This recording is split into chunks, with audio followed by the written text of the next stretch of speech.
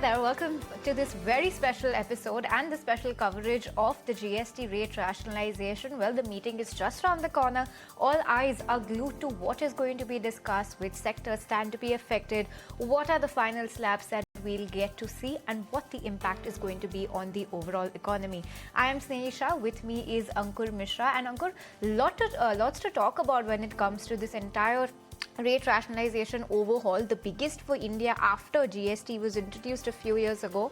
And well, yes, slabs and the impact, lots to talk about. Lots to talk about, and the biggest event, if you talk about the month, is here. September 3 and September 4 is the meeting, and we'll get to know whether or not GST Council actually approves it. But to know what exactly is expected in the meeting, I have with me Prakash Priyadarshi, who is keeping a very close eye on the GST Council meet. Prakash, over to you.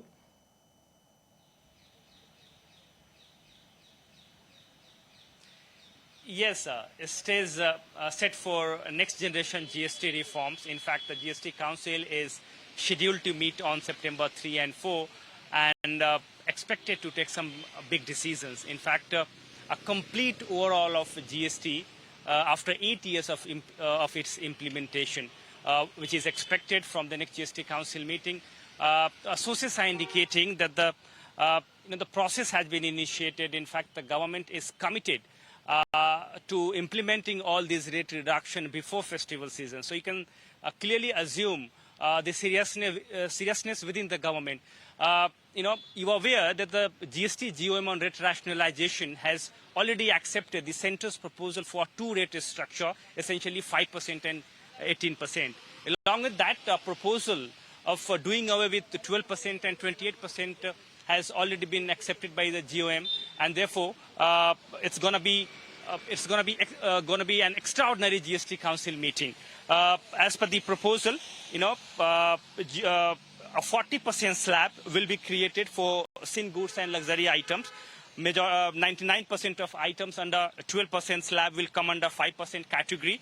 Items under 28% category, such as cement or some other items, will be shifted to 18%.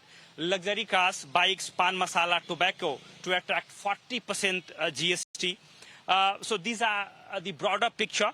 Along with that, opposition states are little apprehensive when it comes to revenue losses, which is likely to be in a range of 1.5 to 2 lakh crore as per their estimate. So they have requested the central government to come out with a clear assessment as to how their revenue losses are going to be compensated, and therefore they want clear mechanism to protect their revenue interest. Along with that, they also want additional levy beyond 40%, especially on sin goods and luxury items, to compensate their potential revenue losses. So these are the broader proposal, but a very significant development coming in, and we are expecting some major announcements from the next GST Council meeting.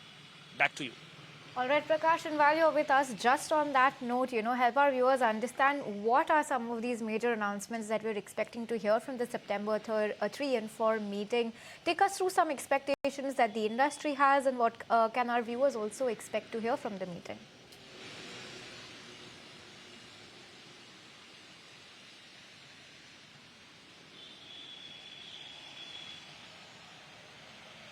Prakash? Yeah, Yes, I can't hear you. Okay, so we'll try and reconnect that line with Prakash in a bit to try and understand what are some of the key outcomes that we can expect to hear from this September 3 and 4 meeting just around the corner. And we'll try and patch that line again. But in the meantime, let's discuss what the implication of this entire rate rationalization exercise could be on the economy, as well as what the tax impact of the same could be, what the final incidence on the consumer could look like. And to do just that, let's welcome on board our guest today on the show. We have Mr. Madan Sabnavis, the Chief Economist at Bank of Baroda, joining us to give us a clearer insight of what the economic impact of this could be. We also have Mr. Mahesh Jaisingh, Singh, leader of indirect tax at Deloitte India, joining us to give us an impact on the common man and what the overall tax impact of this rationalization exercise could be. Welcome to the show, both of you. And Mr. Sabnavis, let's start with you. Give us a sense of what the economic implication of this could be. There is still a lot of conjecture around what the final slabs could end up being. But overall, on one hand, we are also hearing that while this is expected to provide a boost to the economy, on the other hand, there will also be some states that will be reeling with some revenue loss. So give us an even picture of what this situation could play out as. So as you mentioned, what today we are talking is a matter of conjecture as to what exactly is going to happen. But let's assume that the 12% slab goes to 5, and most of the goods which are in the 28% slab go to the 18% slab, with some of them moving to the 40% slab based on them being considered sin goods or luxury goods.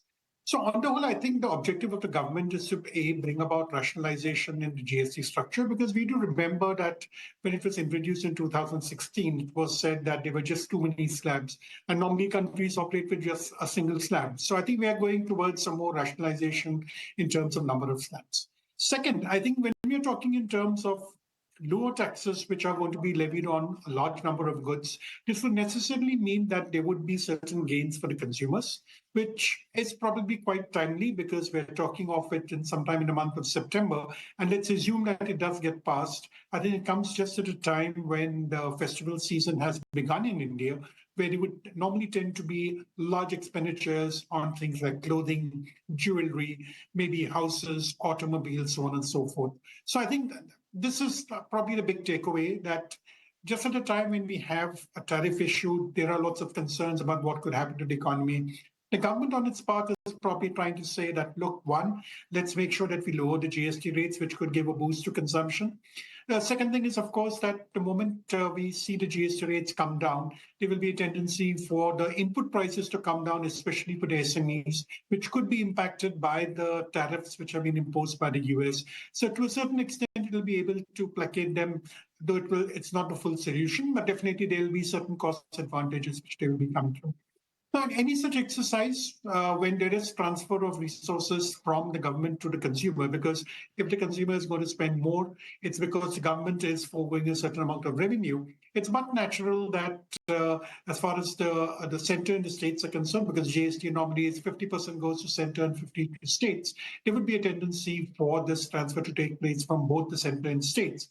So if the states have a concern about whether their revenue will be affected, it would definitely, for both levels of government, there will be revenue coming down. But the way I look at it is that when we are talking of any kind of reform, it takes a medium-term view. So while it may be so in the current financial year, but if you look over a longer-term horizon, when we're talking of the India's growth story continuing on this path of 6.5–7% growth, there would be a tendency for higher consumption to take place, which will more than make up for this revenue loss, which one may temporarily see in the very short run in this particular financial year. All right, Madan, point taken. Let's also welcome Avnish Roy to the panel. Avnish will come to you, but before that, Mahesh, I want to ask you about this particular event now. Ever since Prime Minister Narendra Modi announced about GST reforms, there is a lot of build-up to this event. We have seen many news flows after that after the two-rate structure will be there will be ease of doing business, there will be benefit to certain sectors. But as a process, after this September 3 and September 4 meet, how does this work out? I'm sure whatever the expectation is there, even if that is fulfilled, when will this be applicable?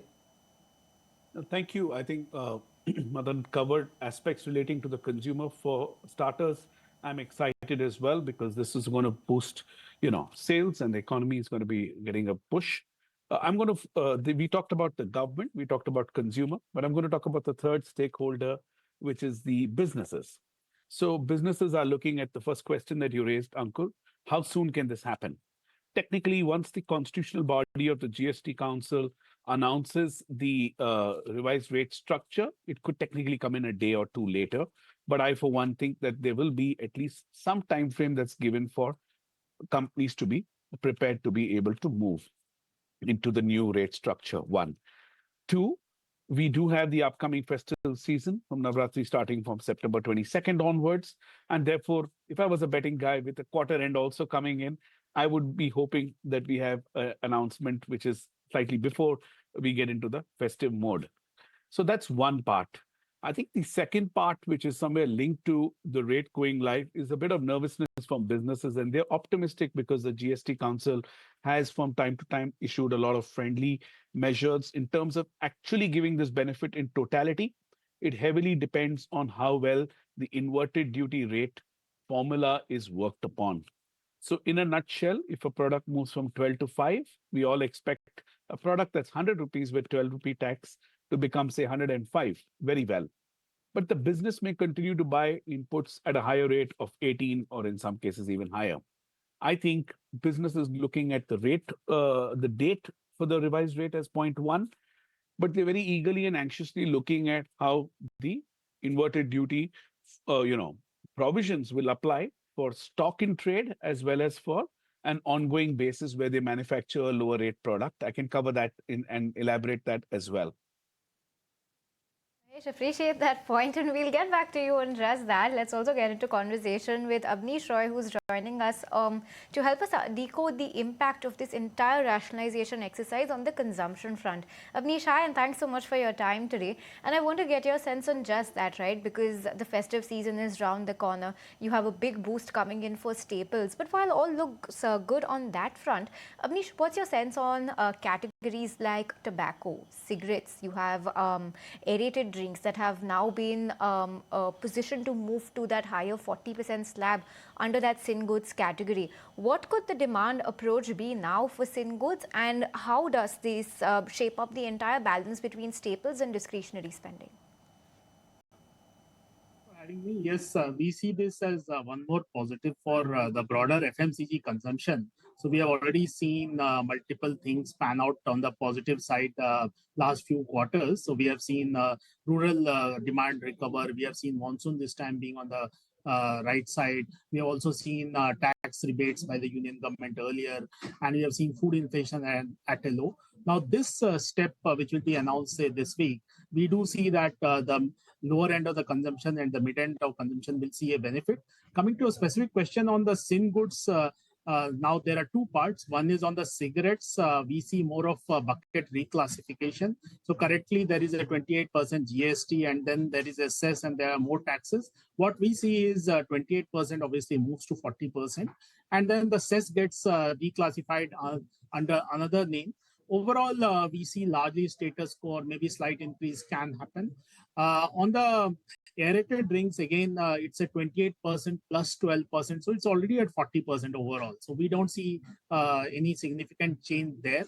So net-net, except these one or two segments where maybe a status quo will be there, lot of other FMCG, especially Bikaji, 70% of the business at 12%, Imami 60% at 12%, Dabur 24%, Nestle 25 to 27%. These could be the beneficiary. And if the soaps, detergent, etc., they also get classified, toothpaste gets classified as essentials, and they get taxed at 5%, then Hindustan Unilever, Colgate also will benefit. But currently those are at 18%. So we'll need to see whether that actually happens. All right, Mr. Madan Sabnavis, talking about economics of this GST announcements, one side is definitely saying that after these announcements will be made, government will have to make up for this revenue, and therefore questions are raised whether or not there will be fiscal prudence, which are the areas where government will look into. How government may balance this out, because on one hand GST announcements are made, we are already reeling in under pressure due to tariffs announcements. So how do you think government will strike the balance? See, I'm quite sure the government has already worked out the maths behind it, and therefore they're aware of the fact that in the next 6 months, if at all we are having this kind of a major reform in terms of reduction of GST rates, there will be a certain impact in terms of revenue. But we should remember that there have been certain other positive developments on the revenue side. Like, for example, if you look at the transfer from the Reserve Bank of India was much larger than what was expected. And there has also been some inherent buoyancy, which we have seen in other tax collections so far this year. So the government will be having these calculations ready. So therefore, I think contrary to the nervousness which was expressed by the market, I think that the fiscal deficit of 4.4% is sacrosanct. It is something which is going to be achieved. And therefore, I really don't see any major challenge as far as the fiscal balances are concerned. As far as the states will also go, I think while there could be certain shortfalls in terms of GST collections for the second half of the year, we should also remember that states are more committed to the fiscal deficit ratios because they're not supposed to go beyond the 3 or 3.5% numbers which are there.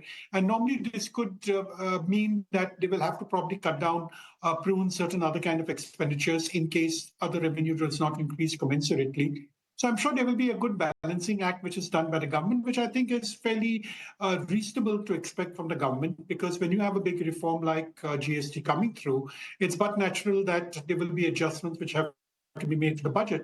But at the end of the day, if the center and the states are able to move around that particular number which has been targeted for the year, I don't really see any major issue in terms of maintaining the deficits as well as not coming in the way of economic growth.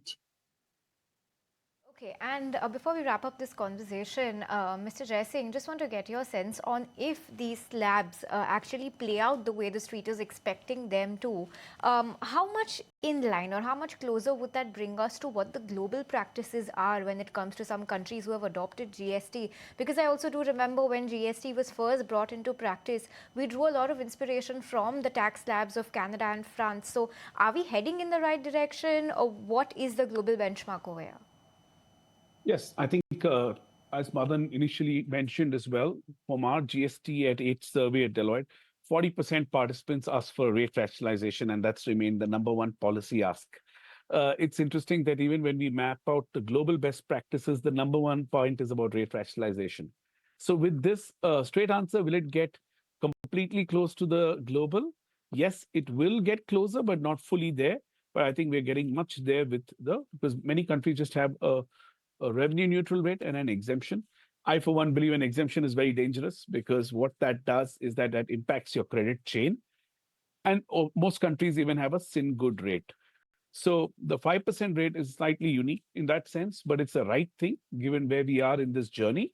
And the actual benefit getting passed on to the common man is heavily dependent on a 5% rate where the credit chain exists. So that's my response for you, Sneha. And I'm repeating at the cost of repetition that we are not discussing too much because that's a post-GST Council aspect or a very technical aspect on one breath. But the inverted duty rate formula, which is also called out in the press release after the Honorable Prime Minister's speech, that there is some focus that's going to be there. I think when that comes in totality, we'll see alignment not only on the rate front with the global the VAT laws, but also on how the VAT and working capital benefit gets accrued to the supply chain, which could be large or MSME. Right. Avnish, I want to come to you. If these announcements are made, and particularly about FMCG companies, what should companies do? Will they be passing on these prices or will they improve the margins? How should corporate India expect them to behave? No, I think once the cuts happen, the anti-profiteering clause should come back. I don't think that will be an option. Companies will have to pass it on. In the lower unit packs of 2 rupee, 5 rupee, 10 rupee, generally the grammage, obviously the grammage increase will happen. So from 12%, if it moves to 5%, 7% kind of grammage increase will happen. And on bigger packs of say price point, say above 20, it will be a price cut. So I don't think companies will have the option to really retain margins. Yes, because of the operating leverage, overall profitability could increase. That's a function of the business. But I don't think there'll be a the anti-profiteering clause will come back, and companies will also look at the competitive nature of FMCG. So even if the anti-profiteering clause is not there, let us just assume, which I don't think is there. Even then, because of the competitive dynamics, I think companies will have to pass it to the end customer. So So at least looking good from the consumer point of view. But on that note, we'll wrap up this conversation and slip into a very short break. So Mahesh, Madan as well as Abneesh, thank you so much for your time. When we return on the other side, we'll take a look at the GST impact on the insurance space and interact with an industry leader from that front as well. So you stay tuned. We'll be right back.